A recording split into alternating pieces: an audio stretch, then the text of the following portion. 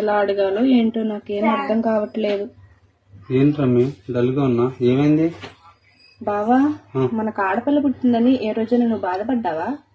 ఇప్పుడు దేనికి దాని గురించి అడుగుతున్నా? కాదు బావా, చెప్పు. సరే చెప్తా. ఈయనైతే ఆ భగవంతుడు ఆడపిల్లని ఎవరికి పడితే వాళ్ళకి ఎవరే, వీడు పెంచగలడా లేదా, వీడి దగ్గర స్టామినా ఉందా లేదా, ఆమెను చాలా జాగ్రత్తగా చూసుకోగలడా లేదా అని సెలెక్ట్ చేసి వాళ్ళకి మట్టుకే ఆడపిల్లని ఇస్తాడు. ఆల్రెడీ నేను పెంచగలను అని ఆయన సైన్ చేసాడు. ఇంకా నువ్వెందుకు బాధపడుతున్నా?